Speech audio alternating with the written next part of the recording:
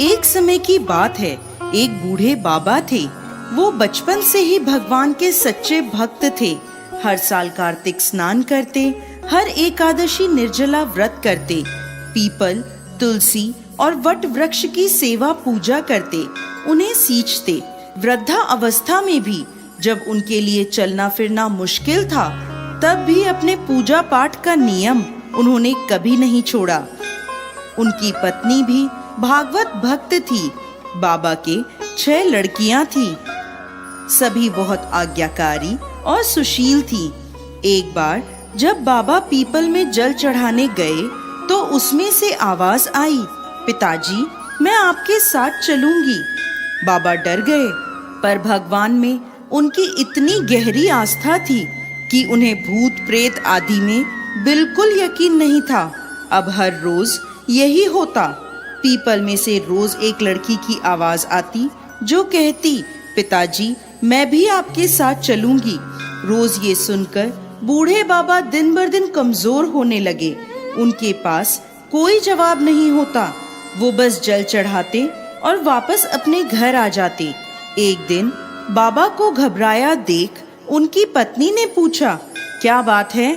बाबा ने कहा, पीपल में से रोज एक लड़की की आवाज आती है और कहती है कि मेरे साथ चलेगी। बुढ़ी अम्मा बोली, कल ले आना उसे। जहाँ 6 लड़कियाँ पहले ही हमारे घर में हैं, वहाँ 7वीं लड़की और सही। अगले दिन बाबा उसे अपने घर ले आए। लड़की को घर छोड़कर जब बाबा गांव में आटा मांगने गए तो उन्हें रोज की अपेक्षा ज्यादा आटा मिला। जब अम्मा आटा छानने लगी तो वह लड़की बोली, अम्मा, लाओ मैं छान देती हूँ। जब उसने आटा छाना तो परात उस आटे से पूरी भर गई। जब माँ खाना बनाने लगी तो लड़की बोली, आज रसोई मैं बनाऊंगी। तो अम्मा बोली, रहने दे बेटा, तेरा हाथ जल जाएगा। पर वह नहीं मानी और खाना बनाने लगी और उसने तरह तरह के 36 व्यंजन बना डाले। सभी ने भर पेट भोजन किया। बाबा के मन का डर भी छू हो गया था। रात में अम्मा का भाई आया और बोला, मैं खाना खाऊंगा। अम्मा परेशान हो गईं, अब खाना कहाँ से आएगा? लड़की ने पूछा, माँ, क्या हुआ? क्यों परेशान हो? अम्मा बोली, तेरा मामा आया है और खाना खाएगा, पर खाना तो सबने खा लिया, अब उसे कहाँ से खिलाऊं? लड़की बोली, आप चिंता मत करो, मैं बना देती हूँ। वो रसोई में गई और मामा के लिए खाना बनाकर ले आई। मामा ने भरपेट खाना खाया और बोला, ऐसा स्वादिष्ट खाना जिंदगी में पहले कभी नहीं खाया।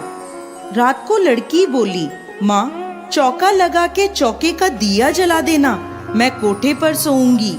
अम्मा बोली, ना बेटा, तू डर जाएगी। लड़की बोली, ना माँ, मैं नहीं डरूंगी। अब वो कोठे में जाकर सो गई। आधी रात को लड़की उठी और चारों ओर देखने लगी तो घर में हर तरफ धन ही धन हो गया। जब वह घर से बाहर जाने लगी तो पड़ोस में रहने वाले एक बुढ़े ब्राह्मण ने उसे देखा और पूछा, बेटी, तू कहाँ जा रही है? तो लड़की बोली, मैं दरिद्रता दूर करने आई थी, अगर तुम्हें भी करवानी है तो करवा लो। उसने बूढ़े ब्राह्मण के घर की तरफ भी जैसे ही देखा तो चारों ओर धन ही धन हो गया। सुबह जब सब उठे तो उसे ढूंढने लगे, हमारी बेटी कहाँ चली गई? हमारी बेटी कहाँ चली गई? पड़ोस का बूढ़ा ब्राह्मण आकर बोला, तुम्हारी बेटी नहीं, वो तो लक्ष्मी माता थी, जो तुम्हारे साथ साथ मेरे भी घर की दरिद्रता दूर कर गईं।